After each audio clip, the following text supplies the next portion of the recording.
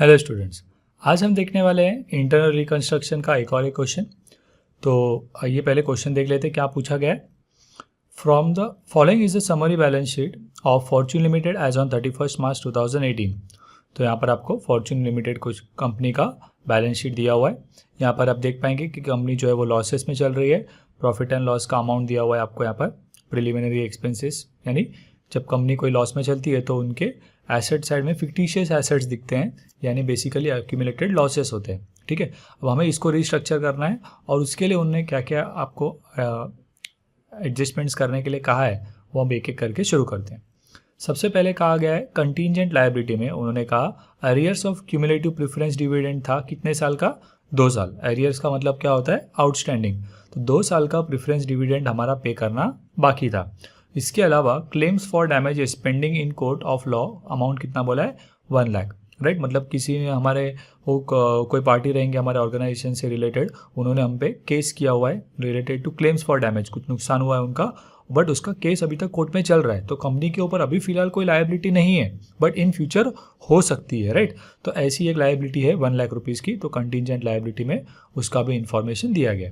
फिर उन्होंने कहा the board of directors wish to show the realistic picture of the state of affairs of the company's position and the following scheme of reconstruction was duly approved। तो अभी एक एक करके हम लोग देखते हैं एडजस्टमेंट्स क्या दिया हुआ है और उसके हिसाब से हमें जर्नल एंट्री भी क्या होगी, पास करनी होगी। ठीक है, राइट। तो एक काम करते हैं, हम डिस्कशन से अच्छा है डायरेक्टली जर्नल एंट्रीज बनाने के लिए लेते हैं। पूछा क्या है देखते हैं। You are required to pass journal entries and prepare capital reduction in the books of Fortune Limited, prepare balance sheet of the company after reconstruction। मतलब इस क्वेश्चन के अंदर आपको जर्नल एंट्री भी पूछा है, कैपिटल रिडक्शन अकाउंट भी बोला गया है बनाने के लिए और बैलेंस शीट भी प्रिपेयर करने के लिए कहा है। ठीक है, तो शुरू करते हैं हम फॉर्मेट बनाकर। तो सबसे पहले यहाँ पर मैं जर्नल एंट्री बनाएंगे हम। तो in the books of company का नाम लिख दिया, journals, date, particular, LF, debit amount, credit amount, same way यहाँ पर भी। और अब मैं क्वेश्चन भी ले लेता हूँ आपके लिए, राइट, यहाँ पे। तो अब एक एक करके एडजस्टमेंट शुरू करते हैं हम। सबसे पहला एडजस्टमेंट क्या कहा है देखिए हमें। उन्होंने कहा 8% preference share of 100 each were to be reduced to an equal number of fully paid preference share of 60 each. Right, मतलब 100 रुपीज़ के शेयर को अभी क्या कर रहे हैं, 60 ईच पर लाने के लिए वो कह रहे हैं। ठीक है, एंड सेम वे उन्होंने बोला equity share of 10 each were to be reduced to an equal number of fully paid equity shares of 2.5 each. मतलब जो 10 रुपये का शेयर था, नंबर ऑफ शेयर चेंज नहीं होने वाले, इक्वल नंबर ऑफ बोला मतलब पहले जितने नंबर ऑफ शेयर्स थे अभी भी उतने ही होंगे, लेकिन उनका वैल्यू खाली क्या हो जाएगा, चेंज हो जाएगा। तो 100 रुपीज़ का प्रेफरेंस शेयर को अभी उन लोग 60 रुपीज़ का बना रहे हैं। इसका मतलब क्या हो जाएगा, वो जो है वो 40 रुपीज़ जो है वो उसका कैपिटल रिडक्शन में जाएगा। तो उस हिसाब से हम एंट्री पास करेंगे। और यहाँ पे वो बोल रहे हैं fully paid preference share of 60, मतलब ये जो 60 का वैल्यू है वो उसका फुल्ली पेड वैल्यू है। तो मतलब फेस वैल्यू बदल जा रहा है, पहले फेस वैल्यू 100 था और अभी जो न्यू शेयर है उसका फेस वैल्यू कितना रहेगा, 60।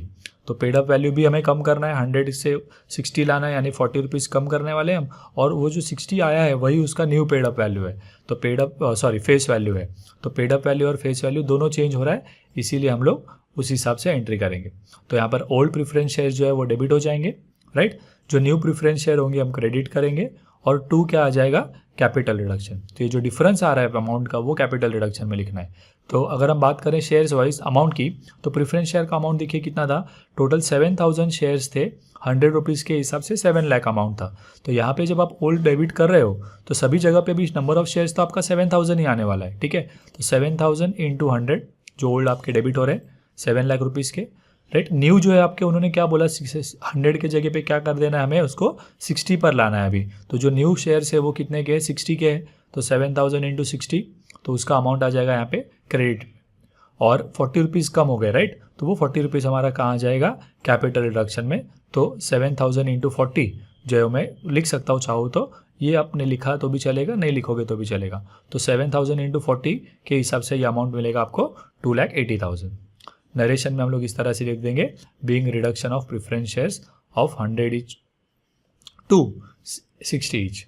ओके, सेम भी हमें करना है किसके लिए, इक्विटी शेयर के लिए। इक्विटी शेयर के लिए उन्होंने क्या बोला, 10 रुपीज़ का शेयर था और उसको रिड्यूस करके हम कितने पर ला रहे हैं, 2.5 ईच पर। तो इस केस में क्या हो जाएगा, ओल्ड जो इक्विटी शेयर कैपिटल है वो डेबिट हो जाएगा, न्यू जो इक्विटी शेयर कैपिटल आया है वो हम क्रेडिट करेंगे, एंड जो बैलेंस है डिफरेंस, राइट, वो हम क्या कर देंगे, कैपिटल रिडक्शन में लिखेंगे। तो पहले जो आपके नंबर ऑफ शेयर्स की बात करें तो इक्विटी शेयर होल्डर्स वर 80,000, तो 80,000 into 10, okay. New equity shares को उन्होंने कितना लेने के लिए कहा है, 2.5 ईच, तो 80,000 इंटू 2.5, और बाद में कैपिटल रिडक्शन में कितना आ जाएगा, 80,000 इंटू 7.5 के हिसाब से, ठीक है। तो मल्टीप्लाई करने पर अमाउंट्स मिलेंगे हमें, तो यहाँ पर 80,000 इंटू 10, यहाँ पर 80,000 इंटू 2.5, 2 lakhs आ जाएगा, और 80,000 इंटू 7.5 करेंगे तो 6,000 यहाँ पे मिलेगा, ओके। नरेशन में सेम तरीके से जैसा हमने प्रेफरेंस शेयर के लिए लिखा था, अब हम लोग इक्विटी शेयर के लिए लिख रहे हैं। तो being reduction of equity share of 10 each to 2.5 each, तो ये हुआ हमारा फर्स्ट वाले एडजस्टमेंट का एंट्री। सेकेंड में हमें क्या कहा है, intangible and fictitious assets accumulated losses are to be written off बोला है, ठीक है। तो हम लोगों को वो रिटर्न ऑफ करना है। ये तो अगर नहीं भी बोला होता है, हमारे फिक्टिशियस एसेट्स हमें दिखेंगे यहाँ पे, जैसे कि गुडविल, क्योंकि ये कंपनी लॉस में चल रही है तो इसका गुडविल कैसे होगा, तो goodwill, preliminary expense, profit and loss, ये सबको आपको वैसे भी क्या करना है, एसेट्स को रिटर्न ऑफ करना होता है, ठीक है। तो हम क्या करेंगे, उनको इनके साथ ले लेंगे, जहाँ पे आपको स्टॉक और ये सबको भी रिवैल्यू करने का है तब एंट्री कर देंगे। अब हम लोग फिलहाल नेक्स्ट वाले एडजस्टमेंट पर आ जाते हैं, ठीक है। तो हम लोग सी वाला एडजस्टमेंट पहले कर रहे हैं, आप चाहे तो कर सकते हैं बी वाला अभी, बट क्या होगा, हमें ये अमाउंट जो रिटर्न ऑफ करने वाले हम फिक्टिशियस एसेट को, उसके लिए कैपिटल रिडक्शन वाली एंट्री करेंगे, फिर स्टॉक के लिए फिर से वापस से करेंगे, तो इसीलिए हम क्या करेंगे, दोनों साथ में स्टॉक के टाइम पर कर देंगे, ठीक है। तो अभी फिलहाल हम लोग नेक्स्ट एडजस्टमेंट पर आते हैं। 8% preference share holders agreed to waive off 1 years preference dividend, right. तो आपकी जो प्रेफरेंस शेयर होल्डर्स थे उनका 2 साल का प्रेफरेंस डिविडेंड बाकी था, देखिए, राइट। और उन्होंने अभी यहाँ पे क्या बोला, they agree to waive off 1 years preference dividend, 1 साल का प्रेफरेंस डिविडेंड वेव ऑफ करने के लिए तैयार है, यानी माफ़ कर रहे हैं। तो अगर प्रेफरेंस शेयर होल्डर हमारे जो है वो अपना प्रेफरेंस डिविडेंड अरियर्स वाला माफ़ कर देते हैं तो उसके लिए कोई जर्नल एंट्री हमारी आती नहीं है। लेकिन अगर हमें पे करना पड़ता है तो we pay it out of capital reduction, right. तो यहाँ पे उन्होंने कहा है कि and accept equity share of ₹2.5 each fully paid for the balance arrears in dividend, मतलब 2 साल में से 1 साल का माफ़ कर रहे हैं, लेकिन 1 साल का बचा ना, उस 1 साल के बदले के वो क्या मांग रहे हैं, हमसे इक्विटी शेयर्स मांग रहे हैं, ठीक है। तो हम क्या करेंगे, वैल्यू कैलकुलेट करते हैं। तो बेसिकली करना क्या है, हमें 2 साल में से 1 साल का अमाउंट माफ़ हो रहा है, 1 ही साल का प्रेफरेंस डिविडेंड आपको पे करना है। तो वो अमाउंट कितना हो जाएगा, देखिए। तो पहले आपके प्रेफरेंस शेयर थे कितने के, 7 लाख, 7 लाख के ऊपर कितना परसेंटेज निकालने के लिए कहा है उन्होंने, 8%। तो 7 लाख इंटू 8% निकालेंगे तो आपको अमाउंट आ जाएगा, तो उतने का हमें शेयर्स देना है। तो इसीलिए हमारी एंट्री क्या बनेगी, अगर हम लोग पे करते हैं उनको कैश में तो कैपिटल रिडक्शन टू कैश होता है, लेकिन हम लोग यहाँ पर इक्विटी शेयर दे रहे हैं उनको, तो इसीलिए हम कहेंगे capital reduction to equity share capital. कितने अमाउंट का, तो वो 1 साल का आपका जो डिविडेंड बनता था उतना, दैट इज़ 56,000, ठीक है। तो हमने 56,000 के उनको शेयर्स दिए हैं, एक शेयर कितने का, उसमें 2.5 के हिसाब से, ठीक है। उसके बाद नेक्स्ट अब आ जाते हैं हम लोग एंट्री पर। डी वाले एंट्री में हमको कहा उन्होंने, stock to be revalued at 2 lakhs and doubtful debts are to be written off. तो यहाँ पे आप देख पाएंगे स्टॉक का वैल्यू उन्होंने बोला है, पहले कितना था देखिए, 2,20,000, अभी कितना हो गया, 2 लाख हो गया, मतलब 20,000 रुपीज़ क्या हो गए, कम हो गए। तो एसेट का वैल्यू कम हो गया यहाँ पर, तो उसके लिए क्या हो जाएगा, capital reduction debit to asset का नाम लिखना है हमें, राइट।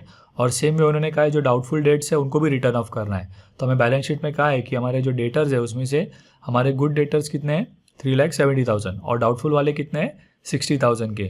तो ये 60,000 के डेटर्स को हमें रिटर्न ऑफ करने के लिए कहा है, तो उसके लिए भी एंट्री वही होगी, कैपिटल रिडक्शन टू डेटर्स उतने कम हो जाएंगे हमारे, राइट। तो हम उसके लिए कंबाइन एंट्री पास करते हैं, क्योंकि स्टॉक भी 20,000 रुपये से कम हो रहा है, राइट, क्योंकि यहाँ पे 2 लाख दिया और पहले 2,20,000 था, तो 20,000 कम हो गया ये। तो स्टॉक 20,000 से कम हो रहा है, डेटर्स 60,000 रुपीज़ से कम हो रहा है, जो डाउटफुल वाला पार्ट है वो, राइट। तो ये 2 एसेट्स कम हो रहे हैं। उसके साथ साथ हमने यहाँ पे जो बी एडजस्टमेंट में एसेट्स कहा था रिटर्न ऑफ करना है, वो भी वैल्यू कम ही होने वाले हैं, तो उन सबको हम लोग एक साथ ले लेते हैं।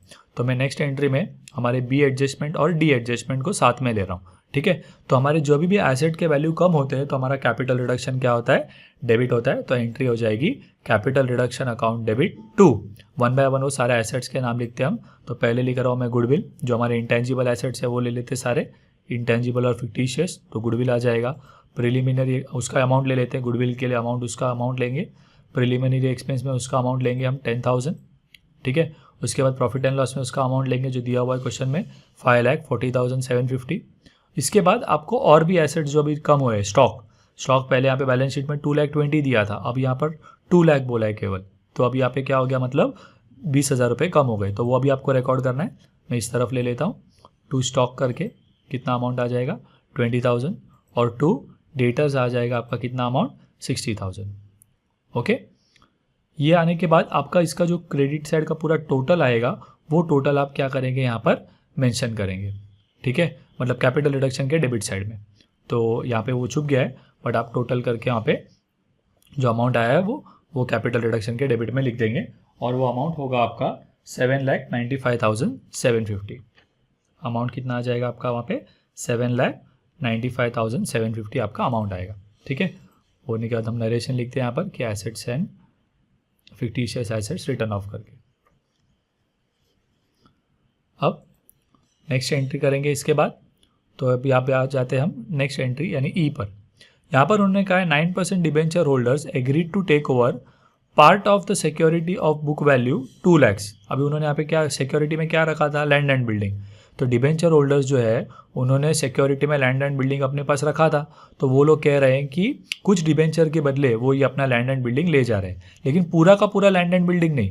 देखिए टोटल लैंड एंड बिल्डिंग कितने का है 6 लाख का, लेकिन यहाँ पर क्या बोला है asset of book value 2 lakhs for 2,50,000 in part satisfaction of their claim.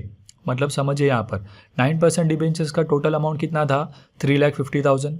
तो डिबेंचर होल्डर्स कह रहे हैं कि हम लोग आपने जो हमारे पास सिक्योरिटी रखा है लैंड एंड बिल्डिंग, उसमें से 2 लाख का लैंड एंड बिल्डिंग हम लोग 2,50,000 में लेके जा रहे हैं। ठीक है, मतलब हमें वो 50,000 ज़्यादा दे रहे हैं। हमारा फ़ायदा है कि 2 लाख का लैंड ले जा रहे हैं और वो बोल रहे हैं ये 2,50,000 का है, तो इससे आपका उतना 2,50,000 का लायबिलिटी क्लियर हो जाएगा। तो 3,50,000 में से 2,50,000 क्लियर। ठीक है, और बाकी का जो बच जाता है in their claim and agreed to waive off interest payable to them, और इंटरेस्ट जो है वो उन लोग क्या कर रहे हैं आपको माफ़ कर रहे हैं, तो उसका भी एंट्री करेंगे हम। तो पहले तो ये चीज़ आपकी माफ़ हो रही है, मतलब हो क्या रहा है बेसिकली बाकी का जो डिबेंचर बच गया 1 लाख का उसके बारे में कुछ नहीं बोला है आपको। ठीक है, उन्होंने आपको खाली इतना ही बोला कि उनके जो क्लेम है उसका पार्ट सेटिस्फैक्शन 2,50,000 का वो कर रहे हैं, क्या लेकर जाके हमारा जो सिक्योरिटी में लैंड एंड बिल्डिंग रखा है वो ले जाकर, जिसका कीमत 2 लाख है। मतलब ये ऐसा हो गया कि 2 लाख का लैंड को वो 2,50,000 का लायबिलिटी के सामने ले जा रहे हैं, तो हमारे लिए 50,000 बच जाता है, तो वो हम कैपिटल रिडक्शन में डाल देंगे। तो हमारी एंट्री कैसे बनेगी 9% डिबेंचर्स, बट पूरा 3,50,000 का डिबेंचर सेटल नहीं हो रहा है। ठीक है ना, ओनली 2,50,000 का ही सेटल हो रहा है। क्या ले जा रहा है वो लैंड एंड बिल्डिंग, तो 2,50,000 का डिबेंचर्स हमारा, और 2 लेके क्या गए वो लैंड एंड बिल्डिंग 2 लाख का, और जो 50,000 बच गया वो हमारा किस में आ जाएगा कैपिटल रिडक्शन में आ जाएगा। I hope it is clear. और उसके आगे उन्होंने कहा जो इंटरेस्ट पेएबल था वो वेव ऑफ कर रहे हैं वो, right, agree to waive interest payable to them. तो हमारे लायबिलिटी में अगर आप देखेंगे तो यहाँ पे दिया था accrued interest on debenture 15,750, but ये उन्होंने वेव ऑफ कर दिया, तो हमें पे करने की ज़रूरत नहीं है, तो उतना लायबिलिटी हमारा कम हो जाता है। तो यहाँ पे अगेन हमारा फ़ायदा है, तो कैपिटल रिडक्शन क्रेडिट होगा उसमें भी, तो हम ये लायबिलिटी को डेबिट कर देंगे, राइट। तो डिबेंचर इंटरेस्ट अक्रूड डेबिट हो जाएगा, 2 क्या आ जाएगा यहाँ पे कैपिटल रिडक्शन। तो ये जो अमाउंट हमें दिया था लायबिलिटी में वो हमारा वेव ऑफ हो गया है, तो इसीलिए कैपिटल रिडक्शन क्रेडिट कर दिया जाएगा। ओके, फिर नेक्स्ट एडजस्टमेंट पर आ जाते हैं। एडजस्टमेंट नंबर F देखिए, वहाँ पर उन्होंने कहा है sundry creditors agreed to forgo 10,000 subject to condition that the company must pay them half of the remaining amount immediately. मतलब उन्होंने क्या कहा है क्रेडिटर्स जो है वो अपना 10,000 फॉरगो करेंगे, मतलब उतना हमारा फ़ायदा होने वाला है, वो हम कैपिटल रिडक्शन में डालेंगे, बट उसके बाद जो अमाउंट बच जाता है उसमें से आधा अमाउंट अभी का अभी पे करने के लिए उन्होंने आपको कहा है। ठीक है, तो इस केस में क्या होगा आपका टोटल क्रेडिटर्स कितना है देखिए 3,10,000, राइट। तो आपको 10,000 तो माफ़ कर रहे हैं, उसके बाद बच जाता कितना है 3 लाख। वो बोल रहे हैं कि 3 लाख में से आधा अमाउंट आप अभी पे कीजिए, बाकी का आधा ऐसे ही रहने दीजिए, लायबिलिटी में चलेगा, बट हम लोग इसके बदले आपको 10,000 रुपया क्या कर रहे हैं माफ़ कर रहे हैं। मतलब बेसिकली अभी मैं आधा अमाउंट भरने वाला हूँ 3 लाख का, तो 1,50,000 पे करेंगे, बट मेरे क्रेडिटर्स कितने सेटल होंगे 1,50,000 प्लस 10,000 माफ़ हो रहा है, तो टोटल 1,60,000 का क्रेडिटर्स हमारा सेटल हो रहा है। तो हमारी एंट्री आ जाएगी उसके लिए, राइट, क्रेडिटर्स अकाउंट डेबिट हो जाएगा टू बैंक जो हम पे कर रहे हैं, और जो हमारे 10,000 हमको वेव ऑफ कर रहे हैं वो हमारा कैपिटल रिडक्शन में जाएगा। तो एंट्री में हम लिखेंगे 1,60,000, बैंक में जितना हम लोग हाफ अमाउंट पे कर रहे हैं 10,000 को छोड़कर, और वो जो 10,000 हमारा जो माफ़ हो रहा है वो कैपिटल रिडक्शन में। तो इन टोटल हमारा 1,60,000 का क्रेडिटर्स सेटल हुआ है, बाकी का 1,50,000 बचा हुआ है, ठीक है, वो हमारे बैलेंस शीट में आएगा एज इट इज़। तो ये हमने नरेशन लिख दिया। इसके बाद नेक्स्ट आगे क्या कहा है देखिए, the contingent liability for the claim of damages materialised to the extent of 50% which the company paid immediately. मतलब क्या बोला है यहाँ पर कि ये जो कंटीजेंट लायबिलिटी में हमारे क्लेम्स का अमाउंट था 1,00,000 रुपया, राइट, ये कंफर्म नहीं था तभी, लेकिन अभी उन्होंने बोला उसमें से 50% जो है वो हम लोग मटेरियलाइज्ड, मतलब क्या हो गया, हम लोग अभी उसको हमारा लायबिलिटी कंसिडर कर रहे हैं और उसको हमें पे ऑफ करना है। तो 50% मतलब 50,000, 1,00,000 का 50% निकालेंगे तो 50,000 का कंटीजेंट लायबिलिटी आप अभी पे कर रहे हो। और कोई भी कंटीजेंट लायबिलिटी हो, whether it is preference dividend या ऐसा कोई कंटीजेंट लायबिलिटी जो आपको क्वेश्चन में बोला है, उसको जब भी आप पे करोगे तो वो तो आपके लायबिलिटीज़ में था ही नहीं, तो उसको आप जर्नल एंट्री में डेबिट नहीं कर सकते। तो जब भी कोई कंटीजेंट लायबिलिटी पे होता है तो वो कैपिटल रिडक्शन से पे होगा, तो आपकी एंट्री जो आएगी, ये हम 50% अमाउंट पे कर रहे हैं उसकी, वो आएगी capital reduction to bank, right. कितना अमाउंट पे कर रहे हैं हम, ये जो कंटीजेंट लायबिलिटी का अमाउंट था उसका 50% यानी 50,000 रुपीज़। तो नरेशन में हम उस हिसाब से लिख देंगे being contingent liability paid, okay. उसके बाद आपको नेक्स्ट क्या बोला है, directors agreed to convert their loan, ठीक है, to equity shares of 2.5 each. तो मैं नेक्स्ट स्लाइड में ले लेता हूँ पहले, राइट। तो यहाँ पे हम लोगों को क्या कहा है, directors agreed to convert their loan. तो यहाँ पे हम देखेंगे डायरेक्टर लोन करके हमें दिया हुआ है अमाउंट 70,000। तो ये डायरेक्टर मान गए कि हम लोग हमारे लोन को किस में कन्वर्ट कर देंगे, शेयर्स में कन्वर्ट कर देंगे। तो लायबिलिटी कन्वर्ट हो रही है तो लायबिलिटी डेबिट हो जाएगी, सामने हम उनको क्या दे रहे हैं, शेयर्स दे रहे हैं। तो हमारी एंट्री कैसे बनेगी, right, directors loan account debit 70,000 का जो है, और उसके बदले हमने उनको क्या दिया, इक्विटी शेयर कैपिटल। और हमारे नए इक्विटी शेयर जो है वो 2.5 के हिसाब से है ना, हमने ऑलरेडी उनको कन्वर्ट कर दिया है, तो इसीलिए वो रेट यहाँ पे दिया हुआ है उन्होंने। तो अभी हम लोग अमाउंट लिखेंगे, वही डायरेक्टर लोन का अमाउंट 70,000 का उनका लोन के बदले हमने उनको क्या दे दिया, इक्विटी शेयर्स। नरेशन में उस हिसाब से यहाँ पे आ जाएगा, being directors loan settled bye issue of equity share. उसके बाद नेक्स्ट क्या कहा है, अभी यहाँ पे हमारे ये जर्नल एंट्री जो है वो कंप्लीट हो जाते हैं, राइट। लेकिन इसमें एक और एक एंट्री बच जाती है, वो होता है आपका कैपिटल रिडक्शन का जो बैलेंस आता है, we transfer it to capital reserve, right. तो उसकी एक जर्नल एंट्री आएगी, तो वो कहाँ से मिलेगी, तो हम उसके लिए कैपिटल रिडक्शन अकाउंट बनाते हैं। अब यहाँ पर आपको उन्होंने स्पेसिफिकली बोला है कैपिटल रिडक्शन अकाउंट बनाने के लिए, तो मैं आपको बनाकर भी दिखा रहा हूँ। कुछ कुछ क्वेश्चन में वो कैपिटल रिडक्शन अकाउंट बनाने के लिए नहीं कहते, तो आप उसको रफ में बना सकते हो to find out the balance amount, ठीक है। तो यहाँ पर मैं कैपिटल रिडक्शन ले लेता हूँ, और ये कैपिटल रिडक्शन अकाउंट में वो बैलेंस फाइंड करना कैसे है, जर्नल की मदद से आप किसमें कैसे लोगे, वो भी मैं आपको यहाँ पे बता देता हूँ। तो उसके लिए आप क्या करेंगे, जर्नल एंट्री जो आपने बनाई है आप उस पर जाएंगे, ठीक है। तो जर्नल एंट्री जो आपने बनाई है उसमें देखेंगे आप, तो ये देखिए यहाँ पर आपको क्या कहा है, जर्नल में 8% प्रेफरेंस शेयर्स है, जहाँ जहाँ पे आपको कैपिटल रिडक्शन आया वहाँ पे एंट्री करनी है, ठीक है। तो कैपिटल रिडक्शन यहाँ पे देखिए कितना अमाउंट है, 2,80,000 क्रेडिट हुआ है, तो उसके क्रेडिट में मैं जो सामने दिया हुआ है 8% प्रेफरेंस शेयर वैसे लिखूंगा। यहाँ पे कैपिटल रिडक्शन क्रेडिट हुआ है तो मैं कैपिटल रिडक्शन के क्रेडिट में लिखूंगा इक्विटी शेयर कैपिटल, कितने अमाउंट का, 6 लाख। फिर कैपिटल रिडक्शन डेबिट हुआ है तो मैं उसके डेबिट में लिखूंगा क्या, इक्विटी शेयर कैपिटल। यहाँ पे कैपिटल रिडक्शन डेबिट हुआ है तो उसके डेबिट में ये सारे नाम आएंगे, टू गुडविल इतना अमाउंट, टू प्रिलिमिनरी एक्सपेंस इतना amount, to profit and loss इतना अमाउंट। तो इस तरह से यहाँ पे देखिए हम लोग लेते हैं, ठीक है। तो यहाँ पर कैपिटल रिडक्शन में सबसे पहले इस तरह से आप लेंगे, राइट। तो ये जो भी चीज़ हमारी जर्नल एंट्री में आई है, पहले एंट्री में देखिए हमने प्रेफरेंस शेयर्स को क्रेडिट किया था, हमारे एंट्री में प्रेफरेंस कैपिटल रिडक्शन क्रेडिट हुआ था, तो हम क्रेडिट में लिख रहे हैं preference share capital. Same way second entry में इक्विटी शेयर क्रेडिट हुआ था तो हमने वो लिख दिया, ठीक है। तो इस तरह से एक एक करके आपको लिखते जाना है। जैसे आप ये सारी चीज़ें फिल करोगे, राइट, आपके जर्नल एंट्री में से, तो आपका ये पूरा कंप्लीट हो जाएगा।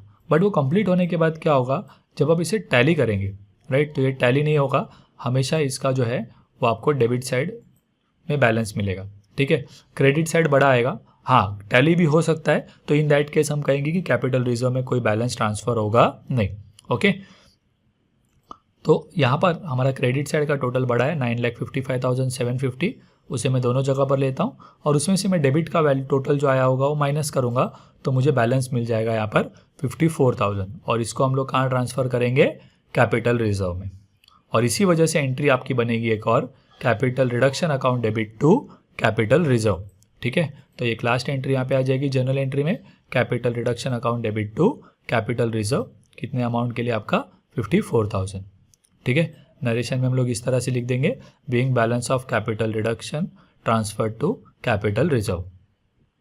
सो अब हमारा जर्नल एंट्री और कैपिटल रिडक्शन अकाउंट बनाकर हो गया है। अब हम आ जाते हैं बैलेंस शीट पर। तो बैलेंस शीट के लिए सबसे पहले मैं फॉर्मेट ले लेता हूँ। पहले ऊपर कंपनी का नाम लिख देते हैं हम, then balance sheet and reduced word लिखना हमारा ज़रूरी है इंटरनल रिकन्स्ट्रक्शन के लिए, बिकॉज आफ्टर इंटरनल रिकन्स्ट्रक्शन हम लोग ये बैलेंस शीट प्रिपेयर कर रहे हैं। ठीक है, पर्टिकुलर्स, नोट नंबर, अमाउंट और यहाँ पे हमारे नोट्स टू अकाउंट। ठीक है, अब बैलेंस शीट बनाने के लिए जो हमारा फॉर्मेट है वो एक कंपनी का जो शेड्यूल है उसके हिसाब से फिक्स्ड है, तो वो फिक्स्ड फॉर्मेट में, फिक्स सीक्वेंस में ही हमें बनाना है। तो अगर आपने उसका कंसेप्ट का वीडियो नहीं देखा है तो आपको वो वीडियो के डिस्क्रिप्शन में मिल जाएगा। ठीक है, तो वहाँ से आप देख सकते हैं कि किस तरह से आप बैलेंस शीट का फॉर्मेट याद कर सकते हैं। अब सबसे पहला साइड आता है उसमें इक्विटी एंड लायबिलिटी।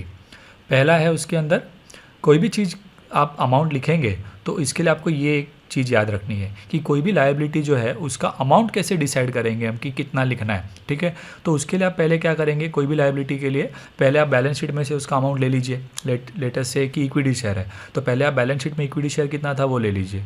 फिर उसके बाद अगर जर्नल एंट्री में वो इक्विटी शेयर आपका डेबिट हुआ है तो आप उसको माइनस करेंगे, और अगर वो क्रेडिट हुआ होगा तो हम प्लस करेंगे। और वो करने के बाद जो टोटल अमाउंट आएगा वो आपको फाइनल अमाउंट उसका बैलेंस शीट के लिए अमाउंट होगा। वैसे ही कोई ऐसा अगर है, राइट, लेटेस्ट से फर्नीचर है तो फर्नीचर का पहले बैलेंस शीट में से अमाउंट लीजिए। जर्नल एंट्री में देखिए अगर हमने उसको डेबिट किया है तो उसको प्लस करेंगे, जर्नल एंट्री में अगर वो कहीं पर क्रेडिट हुआ है तो हम उसको माइनस करेंगे, और वो सब होने के बाद जो फाइनल अमाउंट आया होगा वो उसका बैलेंस शीट का अमाउंट हो जाएगा। ठीक है, तो यही हमें क्या करना है, सिस्टम फॉलो करना है for each and every elements in the balance sheet. अब सबसे पहले यहाँ पे क्या आने वाला है आपका इक्विटी एंड लायबिलिटी में share holders fund. Share holders fund के अंदर दो हेडिंग आते हैं, शेयर कैपिटल, राइट, और रिजर्व्स। तो पहले हम लोग शेयर कैपिटल लेंगे तो उसका नोट बनाएंगे, तो नोट नंबर 1 ले रहा हूँ, और हम लोग नोट्स टू अकाउंट में जो है वो यहाँ पर शेयर कैपिटल का नोट बनाएंगे, और इसके अंदर हम लोग preference share, equity share mention करते हैं। अब इक्विटी शेयर कैपिटल कितना अमाउंट लिखना है इसका तो वो फाइंड करना है हमें। तो इसके लिए आप क्या करेंगे, जर्नल एंट्री लेंगे। तो अब तक हमने जो भी जर्नल एंट्रीज पास की उसमें इक्विटी शेयर कितना था वो हमें देखना है। तो पहले तो हमारा जो बैलेंस शीट था, राइट, तो यहाँ पे मैं बैलेंस शीट भी ले लेता हूँ। देखिए इक्विटी शेयर कैपिटल आपको कितना दिया था, यहाँ पर इक्विटी शेयर कैपिटल आप यहाँ पे देख पाएंगे 8 लाख दिया था। तो पहले आप वो 8 लाख लेते हो कैलसी पर। ठीक है, फिर इक्विटी शेयर कैपिटल यहाँ पे देखो क्या हुआ है, डेबिट हुआ है, मतलब -8 लाख। फिर यहाँ पर देखिए क्रेडिट हुआ है तो मतलब क्या हो जाएगा, प्लस करना है आपको। क्रेडिट हुआ रहेगा लायबिलिटी तो प्लस होगा, राइट, तो 2 लाख प्लस करेंगे। इसके अलावा और कहीं पर इक्विटी शेयर कैपिटल आया है क्या, तो देखिए यहाँ पर भी आया है 56, तो ये प्लस हो जाएगा, +56।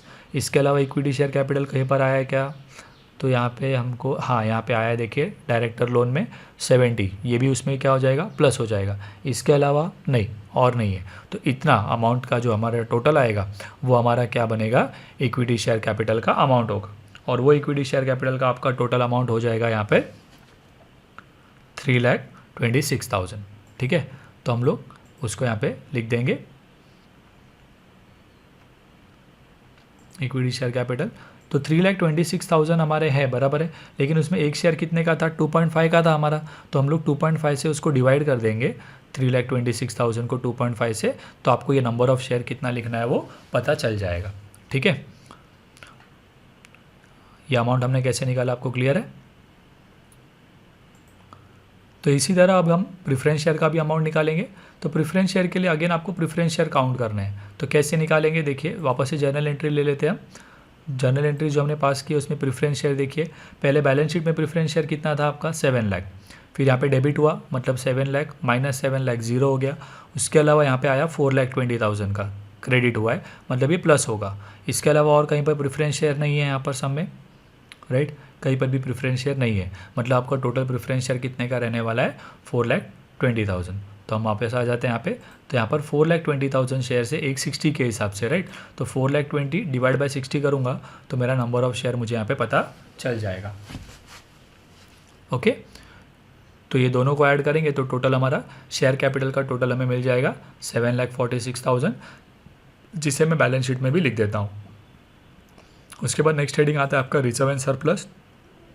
तो यहाँ पर हमारे लायबिलिटीज़ में अगर हम बैलेंस शीट में देखें तो कोई रिजर्व नहीं है, राइट, हमें कोई ऐसा रिजर्व का नाम यहाँ पे दिया नहीं है, लेकिन हमारे इस सम में एक रिजर्व क्रिएट हुआ है नया, जो कि आपको याद होगा तो लास्ट में हमने कैपिटल रिडक्शन का बैलेंस को कैपिटल रिजर्व में ट्रांसफ़र किया था।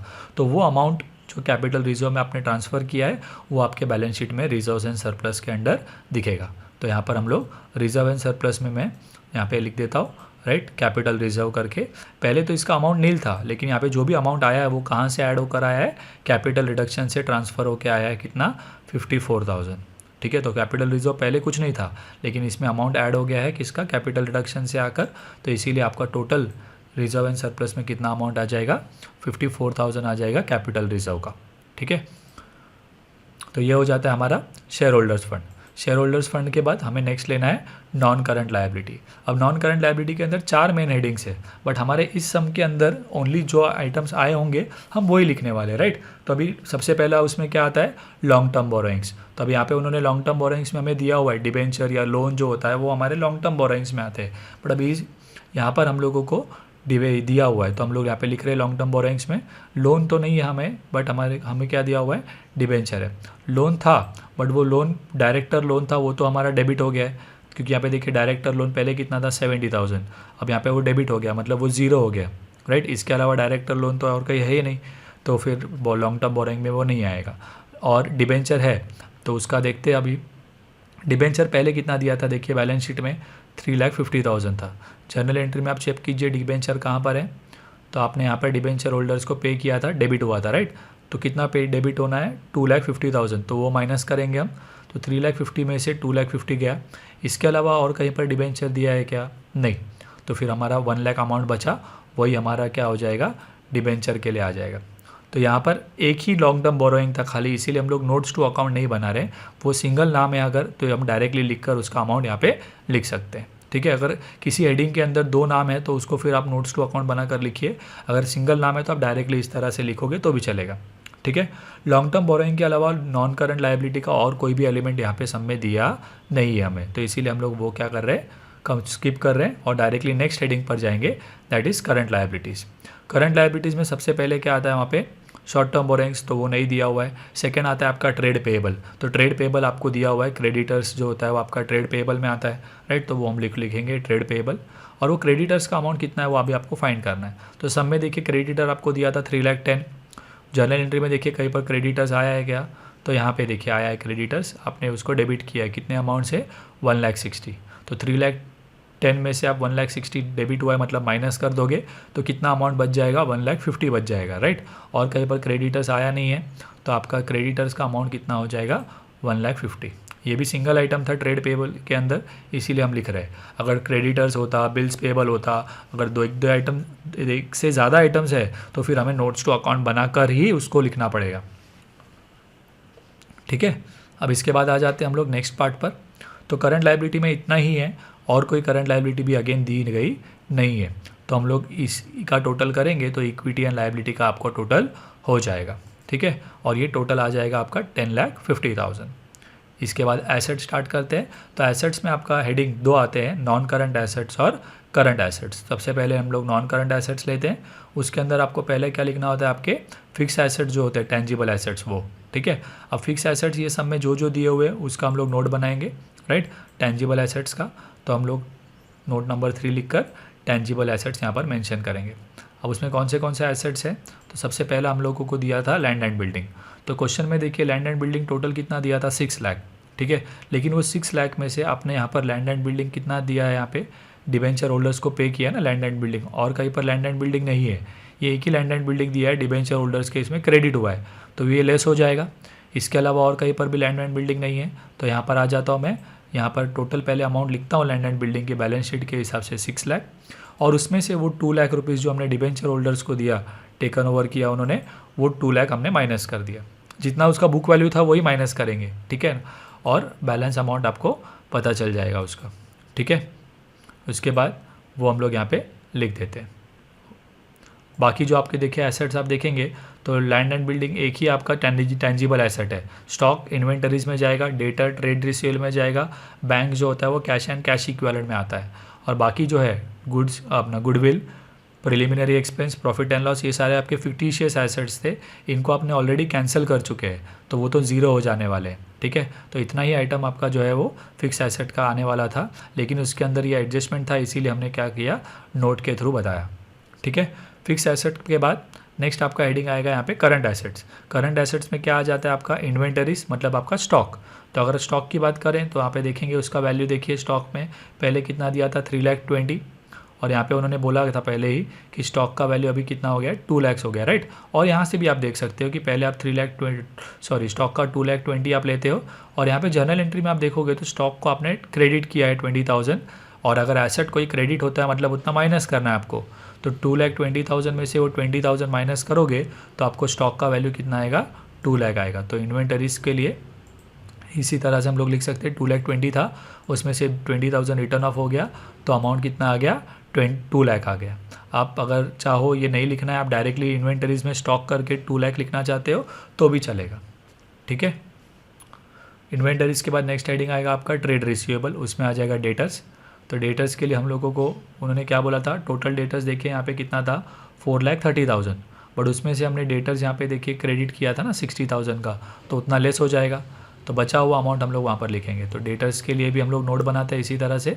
तो पहले ओरिजिनल अमाउंट लिखा 4,30,000, उसमें से आरडीडी जो हमारा था डाउटफुल डेट्स, वो हमने 60,000 लेस कर दिया, रिटर्न ऑफ कर दिया उनको, तो हमारा डेटर का अमाउंट कितना आ गया, 3,70,000, तो वो भी हम लोग यहाँ पर डेटर्स में लिख देते हैं। उसके बाद आ जाता है हमारा कैश एंड कैश इक्विवेलेंट, उसका अमाउंट हमें कितना दिया हुआ है, तो ये हमें कैलकुलेशन करना पड़ेगा। तो पहले देखिए कैश कम में कितना दिया था, टोटल अमाउंट 2,80,000। अब ये 2,80,000 के बाद जहाँ जहाँ पर हमें कैश या बैंक अकाउंट डेबिट हुआ है वो प्लस करना है, और क्रेडिट हुआ है तो माइनस करना है।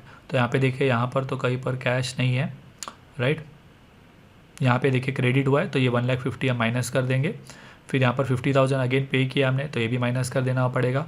इसके अलावा और कहीं पर नहीं है, तो ये जो अमाउंट आया दोनों को माइनस करके वो अमाउंट आप कैश में लिख देंगे, जो कि आ जाएगा आपको 80,000। ठीक है, तो आई रिपीट, टोटल अमाउंट आपको 2,80,000 दिया था, उसमें से आप यहाँ पर जहाँ पे भी पे किया आपने, यहाँ पे 1,50,000 पे किया है, यहाँ पे 50,000 पे किया, मतलब टोटल 2 लाख पे हुआ। तो 2,80,000 में से 2 लाख पे हो गया है, तो बचेगा कितना, 80,000। तो वो हम लोग यहाँ पे कैश एंड कैश इक्विवेलेंट में लिख देंगे 80,000 करके। ठीक है, तो यहाँ पर हमारे करंट एसेट भी सारे कंप्लीट हो जाते हैं। तो अभी हम लोग क्या करेंगे, टोटल करेंगे। और एक बार अगर आप देखेंगे यहाँ पर बैलेंस शीट में, तो आपके सारे एलिमेंट्स को आपने कंसीडर कर लिया है। जो बच गए हैं आपके goodwill, preliminary expense, profit and loss, ये सब का आप देखेंगे तो देखिए अमाउंट था गुडविल 1,65,000, लेकिन यहाँ पे क्रेडिट हुआ, मतलब वो नील हो गया, right. Preliminary expenses same way nil हो गया, प्रॉफिट एंड लॉस नील हो गया, तो इसीलिए हम लोग उनको कंसिडर कर रहे नहीं हैं। ओके, तो अभी हम लोग देखेंगे तो हमारे करंट एसेट सारे कंप्लीट हो गए। तो अब हमारे एसेट्स का भी टोटल हम कर सकते हैं। तो एसेट का जब आप टोटल निकालोगे तो आपका ये टोटल टैली होगा with liability at amount of 10,50,000। तो यहाँ पर हमारा ये सम कंप्लीट हो जाता है। स्टूडेंट्स, इसी तरह के लेक्चर्स के लिए हमारे चैनल को सब्सक्राइब करें, और अगर आपको हमारे लेक्चर्स पसंद आते हैं तो हमारे वीडियोस को लाइक और कमेंट ज़रूर करें, और इन लेक्चर्स को अपने फ्रेंड्स के साथ शेयर करना ना भूलें। Thank you.